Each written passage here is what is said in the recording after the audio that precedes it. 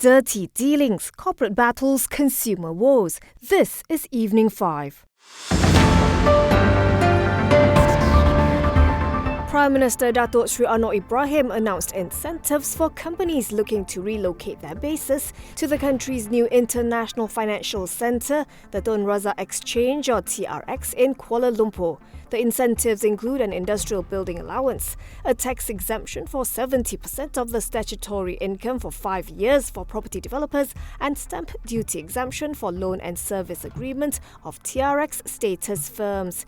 Speaking to the press on the sidelines of the launch, Anwar also touched on the recent slump of the ringgit. He said while the matter is concerning, it is crucial to make a comprehensive assessment of the situation.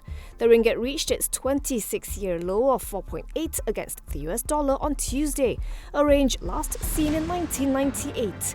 At 5 p.m, it had eased to 4.7785 versus the greenback. Anwar added the government has assigned Bank Negara to closely monitor the performance of the currency. He also emphasised that its recent depreciation is not comparable to the 1998 economic crisis, when various economic indicators were also in decline.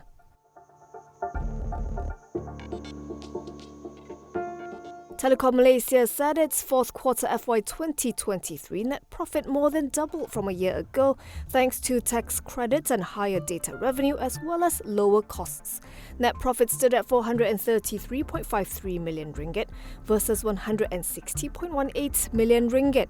Meanwhile, revenue rose 5% to 3.12 billion ringgit, mainly from an increase in data, internet and multimedia services and other telecommunication services. It declared a final dividend of 15.5 cents per share. For the full year, net profit surged 64% to 1.87 billion ringgit, thanks to lower net finance costs and recognition of tax credits from unutilized tax losses. Revenue for the year edged up 1.2% to 12.26 billion ringgit. For 2024, TM said it is targeting low single-digit growth in revenue and earnings before interest and tax of between 2.1 billion ringgit and 2.2 billion ringgit. The company is also planning for 14 to 18% capital expenditure as a percentage of revenue. Shares of Telekom Malaysia closed unchanged at 5 ringgit 91 cent, giving it a market capitalisation of 22.68 billion ringgit.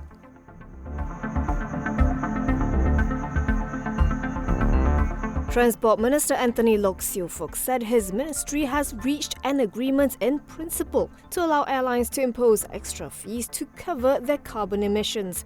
According to a Bernama report, he said some airlines would adopt the fee to help offset the purchase of sustainable aviation fuel or SAF, while others will pay carbon credit to make up for their carbon emissions.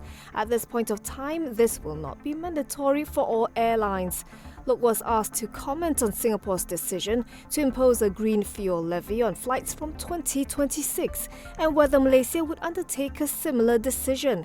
He said as far as Malaysia is concerned, airlines are encouraged to adopt SAF, but it comes with a cost. He said while the ministry understands the burden faced by airlines to reduce carbon emissions, it does not want to burden passengers either, noting that too high a levy would kill the industry and discourage people from flying, as well as hurt the economy. Before the levy can be imposed, however, there will have to be certain amendments to the Malaysian Aviation Commission Code of Conduct Regulations 2018.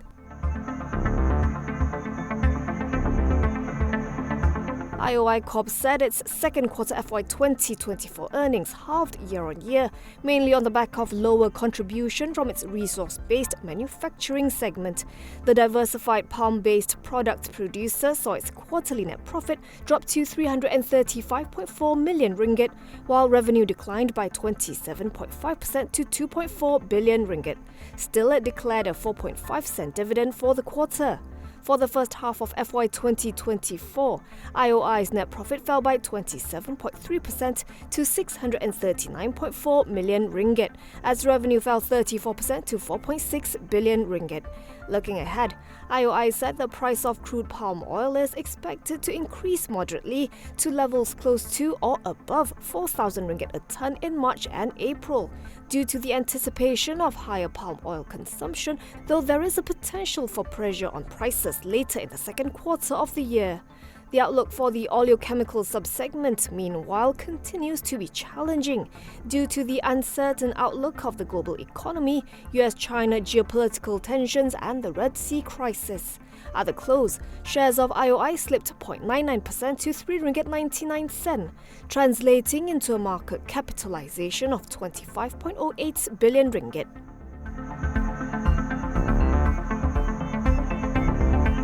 Sime Darby Property saw its fourth quarter FY 2023 net profit rise 27.3%, thanks to strong top-line contributions and higher profit from the property development segment. Quarterly earnings totaled 131.26 million ringgit, while top-line increased by 5.8% to 1.01 billion ringgit. It declared a second interim dividend of 1.5 cents per share. Full-year net profit jumped 29.2% to 407.91 million ringgit, as revenue expanded by 25.3% to 3.44 billion ringgit. The group achieved 3.3 billion ringgit in sales in FY 2023, surpassing its initial target of 2.7 billion ringgit. It maintained its unbilled sales of 3.6 billion ringgit, which will provide further earnings visibility for the next 3 years. It also announced a 3 billion ringgit sales target and launches worth 3.9 billion ringgit in gross development value for FY 2024. On the whole, it foresees a positive fiscal year ahead, though its managing director, Dato' Azmi American, warned the weakening of the ringgit could impact its profit margins due to higher costs of raw materials. Shares in Sime Darby Property rose 3.9% to 79.5 cents, with a market capitalization of 5.41 billion ringgit.